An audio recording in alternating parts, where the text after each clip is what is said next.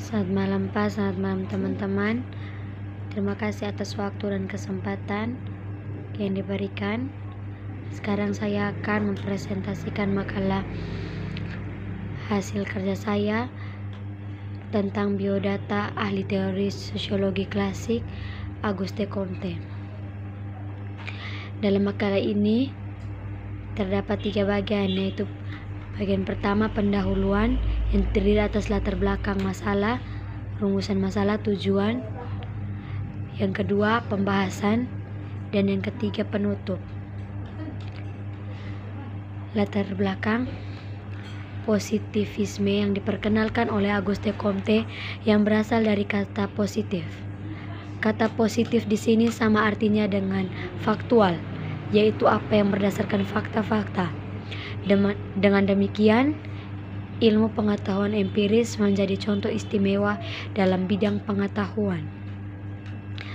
Karena mengenali tokoh dan pokok pemikirannya itu penting untuk mengetahui lebih dalam filsafat yang dilahirkan. Auguste Comte lahir pada 19 Januari 1798 di Perancis.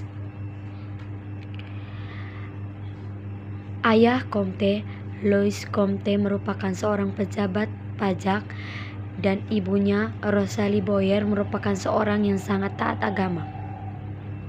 Comte termasuk seorang yang dewasa sebelum waktunya. Pasalnya, di usia dini, ia harus ikut menentang republikanisme dan skeptisisme yang terjadi di Prancis. Comte kemudian masuk sekolah pada tahun 1814 di Paris. Sekolah tersebut dulunya untuk melatih insinyur militer, namun kemudian diubah menjadi sekolah umum untuk pengetahuan umum. Namun hanya bertahan 2 tahun, karena Comte harus pindah sekolah pada tahun 1816. Di tempat yang baru, Comte mendapatkan ilmu pengetahuan matematika dan jurnalistik. Comte juga menghabiskan waktu dengan membaca buku filsafat dan sejarah, karena dirinya sangat tertarik dengan para pemikiran beberapa tatanan dalam sejarah manusia. Tahun 1826, Comte mulai melakukan pengenalan ilmu sistem filsafat positif. Bahkan pada 1828 hingga 1829, dirinya berhasil mempublikasikan filosofi positif pada sebuah buku yang berjudul Cours Philosophiae Positif. Adapun pemikiran-pemikiran Auguste Comte. Comte mencetuskan suatu sistem ilmiah yang kemudian melahirkan ilmu pengetahuan baru, yaitu sosiologi. Pandangan Comte atas sosiologi sangat pragmatis. Ia berpendapat bahwa sesungguhnya analisis untuk membedakan statika dan dinamika sosial, serta analisa masyarakat sebagai suatu sistem yang saling tergantung haruslah didasarkan pada konsensus. Auguste Comte merupakan seorang tokoh brilian yang disebut sebagai peletak dasar sosiologi. Comte melihat dari hasil revolusi Prancis cenderung ke arah reorganisasi masyarakat secara besar-besaran.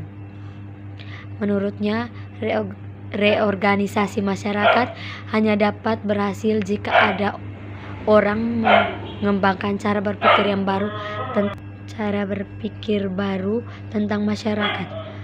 Comte memperkenalkan metode positif, yaitu hukum mengenai urutan gejala-gejala sosial. Dia memperkenalkan hukum 3 stadia atau tahap. Isi hukum 3 stadia. Yang pertama, tahap teologi. Pada tahap ini orang lebih suka dengan pertanyaan yang tidak dapat dipecahkan, yaitu tentang hal-hal yang tidak dapat diamati. Yang kedua, tahap metafisik.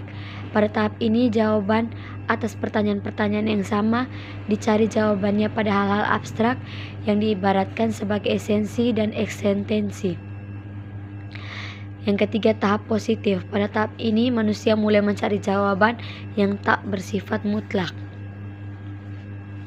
Menurut Comte, pengembangan pengetahuan manusia, baik perseorangan maupun umat manusia secara keseluruhan, melalui 3 zaman atau 3 stadia.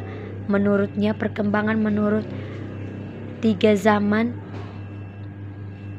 ini merupakan hukum yang tetap.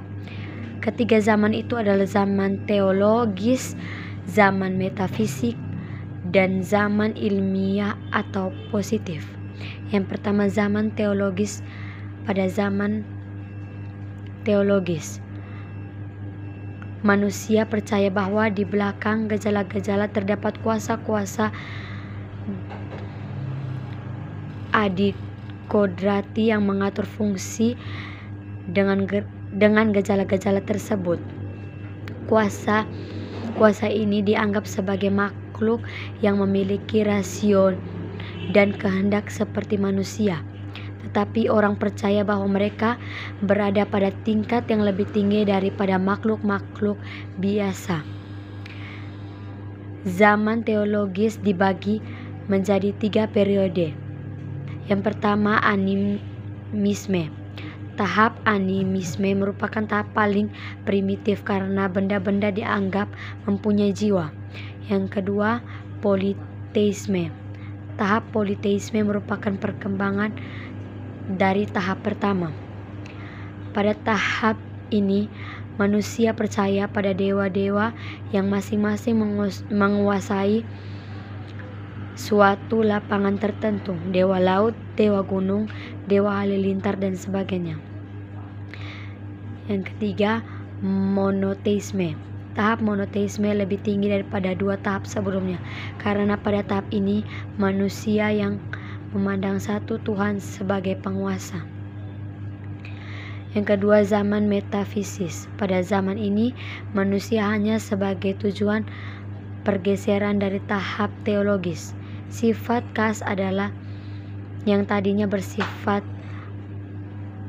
adikodrati diganti dengan kekuatan-kekuatan yang mempunyai pengertian abstrak yang diintegrasikan dengan alam. Yang ketiga, zaman positif.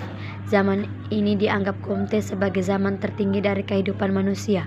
Alasannya, pada zaman ini tidak ada lagi manusia untuk mencari penyebab-penyebab yang terdapat di belakang fakta-fakta. Pada zaman terakhir inilah dihasilkan ilmu pengetahuan dalam arti yang sebenarnya.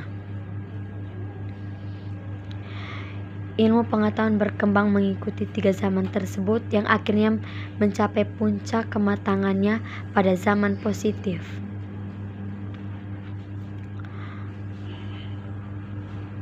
Sebagai kelanjutan dari ajarannya tentang 3 zaman, altruis media diartikan sebagai menyerahkan diri kepada seluruh masyarakat, bahkan bukan salah satunya masyarakat, melainkan suku bangsa manusia pada umumnya.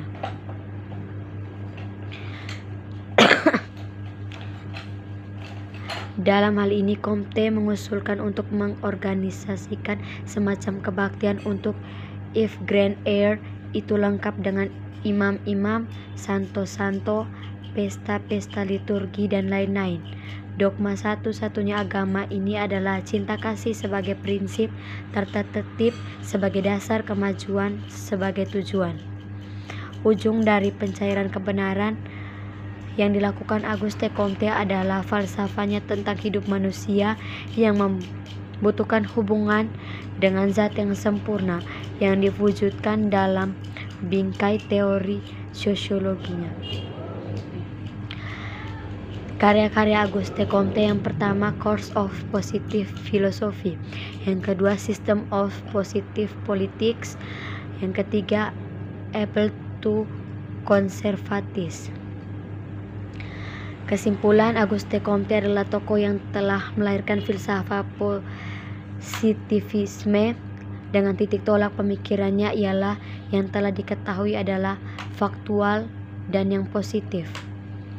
Yang kedua, perkembangan pemikiran manusia berlangsung dengan 3 tahap. Yang pertama, tahap teologis, tahap metafisis, dan tahap ilmiah atau positif. Yang ketiga, istilah ciptaannya yang terkenal altruisme, yaitu menganggap bahwa soal utama bagi manusia ialah usaha hidup bagi orang lain. Demikian hasil presentasi dari saya. Mohon maaf jika banyak kekurangan dalam penyusunan makalah ini, dan